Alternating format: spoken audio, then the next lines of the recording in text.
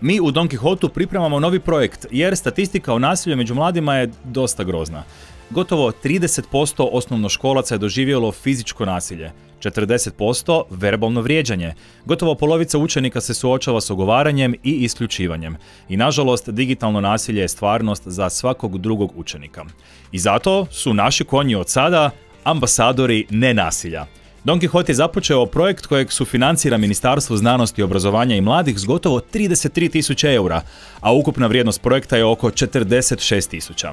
Zajedno s udrugom KAS iz Siska i Centrom za odgoj i obrazovanje Slava Raška iz Zagreba, u sljedećih 2 godine želimo smanjiti nasilje među mladima, pomoći u razvijanju emocionalne inteligencije i empatije, potaknuti nenasilno rješavanje sukoba i timski rad, te povećati uključivanje mladih s teškoćama u razvoju u našu zajednicu. Kako? Pa pripremamo 15 jednodnevnih radionica, edukativnu kampanju, dan otvorenih vrata, te priručnik za provedbu edutainment programa. To je kao edukacija plus entertainment, zabava, dost fora.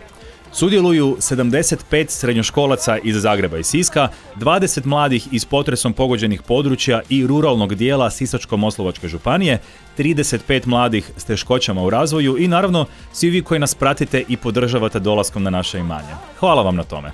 Pročitajte više o našem projektu online na Don Quijote.hr i vidimo se uskoro na jednom od naših evenata.